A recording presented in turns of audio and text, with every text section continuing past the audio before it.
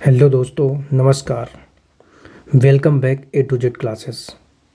आज से हम कक्षा 9 की गणित शुरू करने जा रहे हैं, जिसमें सबसे पहले अध्याय एक संख्या पद्धति के बारे में कुछ नया सीखेंगे। तो सबसे पहले संख्या पद्धति के बारे में जानते हैं कि संख्याएं होती क्या हैं, इन संख्याओं का निर्माण कैसे होता है। तो सबसे पहले देखिए, अंक आता है और अंक से ही संख्याएँ बनती हैं। अगर पूछा जाए अंकों की संख्या कितनी है, तो अंक टोटल होते हैं 10। कौन कौन से? 0, 1, 2, 3, 4, 5, 6, 7, 8 और 9। अंक कितने हुए टोटल? तो अंक होते हैं 9। कौन कौन से? 0, 1, 2, 3, 4, 5, 6, 7, 8 और 9। इन अंकों से ही किसका निर्माण होता है? संख्या का। किसका निर्माण होता है? संख्या। तो अंकों से हमारी संख्या बनती है। जैसे यदि हम किसी संख्या की बात करें, कोई भी अंक उठाते हैं, इसमें से 1 और 2 लेते हैं, तो हमारी संख्या क्या बनी? 12। लेकिन इस 12 में अंक कितने हैं? 1, 2। इसमें अंक कितने हो गए? 2 अंक। इसी तरह से कोई और संख्या लेते हैं, 3, 4, 5। संख्या क्या है? 345। लेकिन इसमें पूछा जाए अंक कितने हैं, तो 1, 2 और 3। कितने अंक हो गए? 3 अंक। तो इसी तरह से अंक जो होते हैं ना, अंक किसका निर्माण करते हैं? संख्या का। अंक से हमारी संख्या बनती है। ठीक है। तो इसी तरह से हम संख्याओं के बारे में पढ़ेंगे। सबसे पहले नंबर पर आती है प्राकृतिक संख्या। तो प्राकृतिक संख्या क्या होती है? ऐसी संख्या जो 1 से शुरू होती है और अनंत तक चलती है। प्राकृतिक संख्या क्या होती है? ऐसी संख्या जो 1 से शुरू होती है,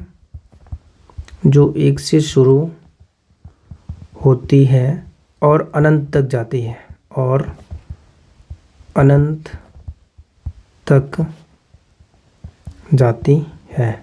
या फिर आप कह सकते हैं कि गिनती की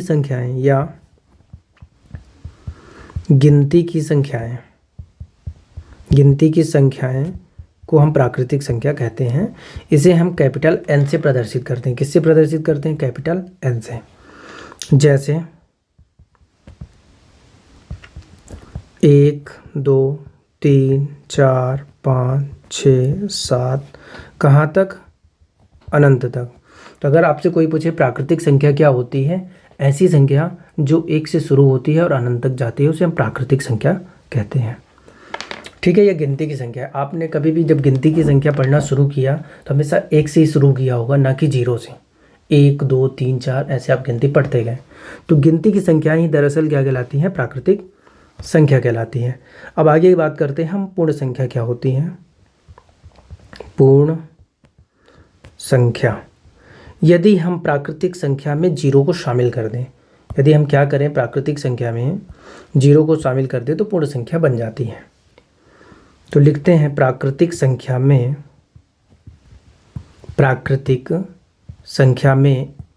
0 शामिल करने पर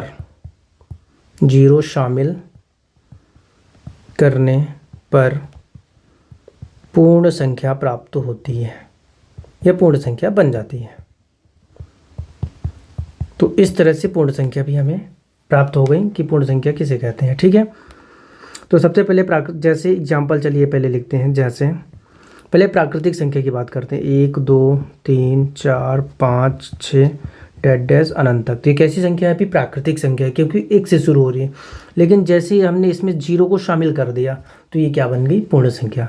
इस तरह से प्राकृतिक संख्या और पूर्ण संख्या में यही अंतर है। अगर यहाँ से लेकर 1 से लेकर यहाँ तक की बात करें तो ये हो गई प्राकृतिक संख्या। लेकिन यदि इसमें हम 0 को शामिल कर दे तो क्या बन गई? पूर्ण संख्या बन गई। ठीक है। अब पूर्ण संख्या के बाद पूर्णांक संख्या क्या होती है? पूर्णांक संख्या। तो पूर्णांक संख्या की पहली परिभाषा लिखते हैं, धनात्मक और ऋणात्मक संख्या के समूह को धनात्मक और ऋणात्मक संख्या के समूह को पूर्णांक संख्या कहते हैं। पूर्णांक संख्या कहते हैं जिसको धनात्मक और ऋणात्मक संख्या के समूह को। सबसे पहले एक संख्या रेखा बनाते हैं, ठीक है। संख्या रेखा में बीच में क्या होगा, जीरो। जीरो के दाईं तरफ जितनी भी संख्याएं आएंगी धनात्मक संख्याएं आएंगी। +1, +2, +3, +4। ये 13 का निशान ये बता रहा है कि संख्या रुक नहीं रही, कंटिन्यू बढ़ रही। कहाँ तक, अनंत तक। जीरो के जो बाईं तरफ है, जीरो की बाईं तरफ मतलब लेफ्ट साइड, जितनी भी संख्याएं प्राप्त होंगी कैसी संख्याएं होंगी, ऋणात्मक होंगी। -1, -2, -3, -4, -5। कहाँ तक, माइनस अनंत तक। इस तरह से जीरो के यदि हम दाईं तरफ जाएंगे तो धनात्मक संख्या है, और जीरो के यदि हम बाईं तरफ जाएंगे, इस तरफ जाएंगे तो ऋणात्मक संख्या है। तो इस धनात्मक संख्या और ऋणात्मक संख्या के समूह को दरअसल हम क्या कहते हैं, पूर्णांक संख्या कहते हैं। ठीक है, तो हमने 3 चीज़ें सीखी, प्राकृतिक संख्या, फिर पूर्ण संख्या और उसके बाद पूर्णांक संख्या। ठीक है, अब परिमेय संख्या के बारे में देखते हैं क्या होता है। परिमेय संख्या क्या होती है, ऐसी संख्या जिसे हम p/q के रूप में व्यक्त कर सकते हैं, लेकिन q 0 के बराबर नहीं होना चाहिए। परिमेय संख्या की सबसे पहले परिभाषा लिखते हैं, फिर आगे समझते हैं कि होता क्या है।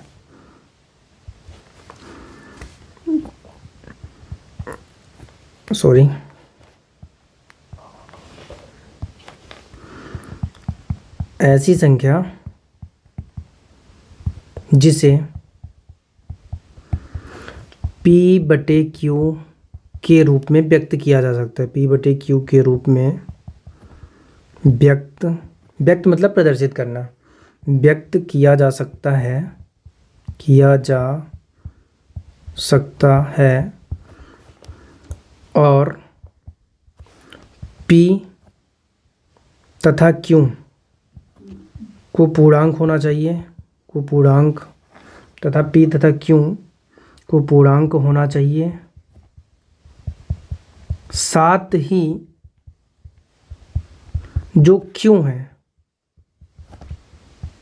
वो 0 के बराबर ना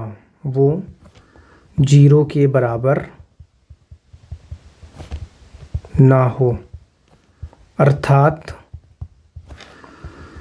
p/q और q 0 के बराबर ना हो। जहाँ p और q क्या होना चाहिए, पूर्णांक संख्या होनी चाहिए। क्या होनी चाहिए, p और q को पूर्णांक संख्या होना चाहिए। तो परिमेय संख्या क्या होती है, यदि हम किसी संख्या को p/q के रूप में लिख पाएँ, लेकिन p और q पूर्णांक हो तथा q 0 के बराबर ना हो। जैसे उदाहरण से समझते हैं, जैसे हमने लिखा -3, तो -3 क्या है, पूर्णांक है। अभी हमने पूर्णांक संख्या के बारे में चर्चा किया। देखो यहाँ पर -3 क्या है, पूर्णांक संख्या है। क्या -3 में हम 1 से भाग लगा सकते हैं, तो आप बोलेंगे हाँ, हम किसी भी संख्या में 1 से भाग कर सकते हैं, क्योंकि 1 से भाग करने पर किसी भी संख्या में कोई परिवर्तन नहीं होता। जैसे उदाहरण के लिए हमने 4 लिखा, 4 में यदि 1 से भाग लगाएंगे, 1 चौको 4, तो उत्तर हमारा क्या मिला, 4 ही। कहने का मतलब आप 1 से किसी भी संख्या में भाग दे सकते हैं। इसी तरह से हमने किस पे भाग दिया, -3 पे 1 से भाग लगाया। तो ऊपर वाली संख्या क्या है हमारी, p, और जो बटे के नीचे है यानी हर में है, ये क्या है, q। आप देखो, क्या जो बटे के नीचे लिखा है 1, क्या ये 0 के बराबर है, नहीं, 0 से बड़ा है, अर्थात q बराबर नहीं है 0 के, इसलिए -3 हमारी क्या हो गई, परिमेय संख्या हो गई। एक और उदाहरण लेते हैं 8 का। 8 में हमने 1 से भाग दिया। आप बताइए, हमने 8 को p/q के रूप में लिख दिया, लेकिन q बराबर नहीं है 0 के, इसलिए क्या हो गई, परिमेय संख्या। क्यों हो गई, क्योंकि 8 और 1 दोनों पूर्णांक हैं। आप देखेंगे, देखो यहाँ पर 1 है और आगे यहाँ पर हमें 8 भी कहीं पर मिलेगा, इसलिए ये भी पूर्णांक है। यदि लेकिन आपसे पूछा जाए कर्णी 3 क्या परिमेय संख्या है, तो इसको हम क्या लिख देंगे, कर्णी 3/1। हमने कहा ना, आप किसी भी संख्या को 1 से भाग दे सकते हैं। आप बताइए, क्या कर्णी 3 पूर्णांक है, तो आप बताइए इसमें क्या कर्णी 3 कहीं मिलेगा, कहीं भी नहीं मिलेगा आपको। इसलिए कर्णी 3 जो है हमारी पूर्णांक संख्या नहीं है। कर्णी 3 क्या है, पूर्णांक संख्या नहीं है, इसलिए ये परिमेय संख्या नहीं होगी। ये कैसी संख्या हो गई, अपरिमेय संख्या। तो परिमेय संख्या क्या होती है, यदि हम किसी संख्या को p/q के रूप में लिख पाएँ उसे हम क्या बोलेंगे, परिमेय संख्या बोलेंगे। ठीक है, आगे एक और एग्जाम्पल देखते हैं परिमेय संख्या में। यदि लिखा है मान लो 49, करनी क्या लिखा है 49, अब बताइए क्या करनी 49 परिमेय संख्या है? तो सबसे पहले देखते हैं 49 का हम गुणनखंड निकालते हैं। 7 सता 49, 7 इक्का, 49 के 2 गुणनखंड निकले 7 गुणे 7। ठीक है, हम बटे 1 कर लेते हैं इसको, बराबर।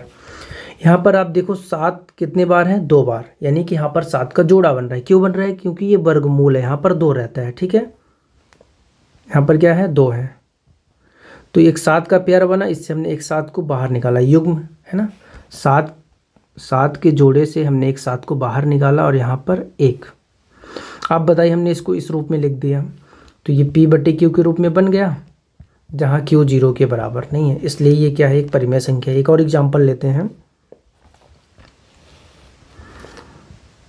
हमने लिखा करनी 64, तो करनी 64 का वर्गमूल क्या आएगा, 8 आएगा, और 8 बटे 1 लिख सकते हैं, इसलिए ये क्या हो गई, परिमेय संख्या हो गई। अगर आपसे कोई पूछे करनी 121, तो इसका वर्गमूल क्या होता है, 11 बटे 1, हम इसको लिख सकते हैं, इसलिए ये भी परिमेय संख्या है। अगर आपसे कोई पूछे करनी 21, तो ये अपरिमेय संख्या है, क्योंकि इससे हम बाहर नहीं निकाल पाएंगे। करने से जो भी संख्या करनी के अंदर लिखी हुई है वो पूरा का पूरा यदि बाहर निकल गया तो समझो वो परिमेय संख्या है, अन्यथा अपरिमेय संख्या। तो ये कैसी संख्या बन जाएगी, अपरिमेय संख्या। आई बात समझ में? करनी 25 है। अब आप देखो क्या इसमें से ये जो करनी के अंदर संख्या 25 लिखी हुई है, क्या आप बाहर पूरी संख्या को निकाल सकते हो? तो हम इसका जब वर्गमूल निकालेंगे तो निकाल सकते हैं। जैसे करनी 25 में 25 का हम गुणनखंड निकालेंगे, 5 5 1, तो क्या करनी 25 को हम क्या लिख सकते हैं, 5 गुणे 5। इसमें से एक जोड़ा बना, जोड़ा क्यों बना रहे हैं, क्योंकि यहाँ पर 2 रहता है, इसलिए हम जोड़ा यहाँ पर बना रहे हैं। तो एक 5 बाहर निकला और 5 में हम 1 से भाग दे देते हैं। अब बताइए P बटे Q के रूप में बन गया, और Q बराबर नहीं है 0 के, अर्थात करनी 25 हमारी क्या है, परिमेय संख्या है। इस तरह से हमने सीखा कि परिमेय संख्या को कैसे पहचानते हैं। ये फिर जब हम आगे सवाल करेंगे तो और भी चीज़ों को अच्छे से समझेंगे। ठीक है, अब समझते हैं कि सम संख्या क्या होती है, थोड़ा सा आगे। सम संख्या,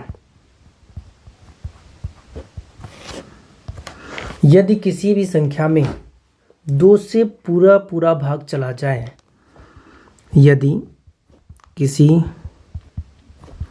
संख्या में 2 से पूरा भाग चला जाए, 2 से पूरा भाग चला जाए, तो वह संख्या क्या होती है, सम संख्या होती है। तो वह संख्या सम संख्या कहलाती है। तो वह संख्या क्या कहलाती है, सम संख्या कहलाती है। चलिए उदाहरण से समझते हैं। जैसे सबसे पहले हमने ले लिया 2, इस 2 में क्या करते हैं, 2 से भाग देते हैं, 2 एकम 2। देखिए पूरा भाग चला गया, अर्थात शेषफल क्या मिला, 0। जब किसी भी संख्या को हम 2 से भाग दें और शेषफल 0 मिले, अर्थात इसका कहने का मतलब ये है कि उस संख्या में 2 से भाग चला जा रहे हैं। अगली संख्या लेते हैं 4 में 2 से भाग देते हैं, 2 दूनी 4। अगली संख्या लेते हैं 6, फिर 8, फिर 10। इनमें 2 से आप भाग देंगे तो पूरी तरह से भाग चला जाएगा, कहाँ तक, इसको अनंत तक ले लेते हैं। अगर चलिए हमने 5 ले लिया, 2 से भाग देते हैं, 2 दूनी 4, 5 में 4 गए 1। बताइए शेषफल 1 बच गया, इसका मतलब क्या 2 से पूरी तरह से भाग जा रहा है, इसमें पूरा भाग नहीं जा रहा है। तो ये बात हो गई सम संख्या। तो सम संख्या क्या होती है, ऐसी संख्या जिसमें 2 का पूरा भाग चला जाए उसे हम सम संख्या कहते हैं। अब बात करते हैं विषम संख्या क्या होती है।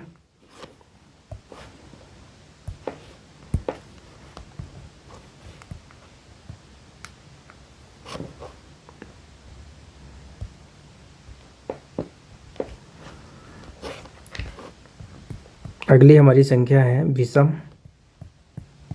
संख्या। तो विषम संख्या क्या होती है, ऐसी संख्या जिसमें 2 से पूरा भाग ना जाए, वो विषम संख्या कहलाती है। तो लिखेंगे यदि किसी संख्या में 2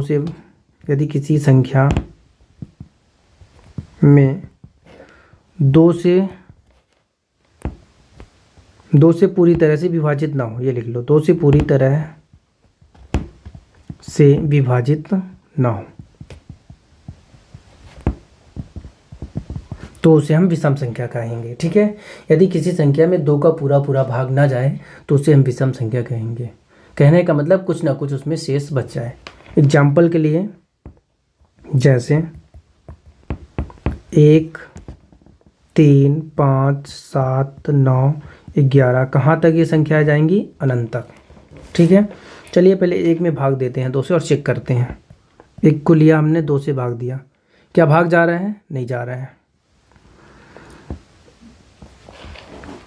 तो अगर भाग देंगे तो भाग ना खाएं, लब्धे शून्य। देखिए शेषफल 1 बच गया। चलिए अगली संख्या लेते हैं 3, 2 से भाग देते हैं, 2 1 कम 2, 3 में 2 होगा 1। हर बार देखिए कुछ ना कुछ शेष जरूर बचेगा। 5 लेते हैं, 2 दूनी 4, 5 में 4 को घटाएंगे तो कितना आएगा? 1 आएगा। तो यहाँ पर भी देखिए शेषफल कुछ ना कुछ बच रहा है।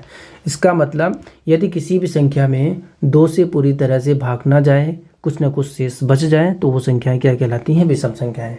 जैसे 1, 3, 5, 7, 9, 11 इस तरह से। या फिर सम और विषम पहचानने का एक और आसान तरीका है, थोड़ा सा उस पर चर्चा कर लेते हैं। जैसे मान लीजिए जब कोई बड़ी संख्या आपको दे दी जाए, 6 अंकों की एक संख्या दे दी गई आपको, है ना, और आपसे पूछा जाए क्या दी गई संख्या सम संख्या है या विषम संख्या। तो इसके लिए देखिए नियम ये होता है, सबसे पहले आप इसका इकाई अंक पकड़िए। इकाई में कौन है? 6। इस संख्या में इकाई स्थान पर कौन बैठा है? 6। हम 6 को क्या करते हैं? 2 से भाग देते हैं। 6 को उठाया हमने, 2 से भाग दिया। यदि इस 6 में 2 से भाग चला जाए तो इसका मतलब क्या हो गए? दी गई संख्या है सम संख्या होगी। चलिए चेक करते हैं। 2 तिहाई 6 डिवाइड दिया तो शेषफल कितना मिला? 0। अर्थात ये संख्या क्या है? हमारी सम संख्या है। एक और एग्जांपल लेते हैं। 9। ठीक है, 5 अंकों की एक संख्या लिया हमने।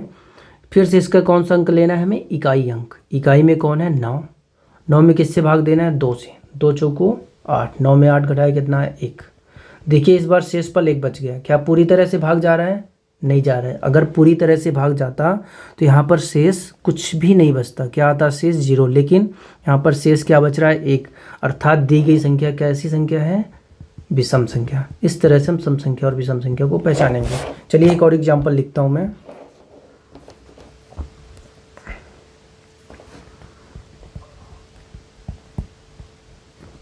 एक बताइए दी गई संख्या सम संख्या है या विषम संख्या। तो सबसे पहले एक हमको किसको पकड़ना है? इकाई अंक को। 1 को पकड़ा और 2 से भाग लगाया। क्या इसमें भाग जा रहा है? नहीं जा रहा है। कुछ ना कुछ शेष बच रहा है ना, इसलिए कैसी संख्या हो गई? ये विषम संख्या हो गई। 0। इस बार इकाई में कौन है? 0। तो 0 में 2 से भाग चला जाएगा। 0 में हर संख्या से भाग चला जाता है ना। 0 हमारी कैसी संख्या हो गई? सम संख्या हो गई। ठीक है, तो इस तरह आज के लिए बस इतना ही। आई होप आप सभी को इतना समझ में आया होगा। बाकी जो कुछ आगे भाज्य संख्याएं अभाज्य संख्याएं हैं, इसको हम कल की क्लास में कंटिन्यू करेंगे। फिर हम अध्याय जो 1 है संख्या पद्धति का, उसमें जो भी सवाल हैं उदाहरण के और प्रश्नावली के सवाल हल करेंगे। बस आपसे एक ही रिक्वेस्ट है कि आप हमारे चैनल को सब्सक्राइब करें, शेयर करें और लाइक करें। Thanks for watching.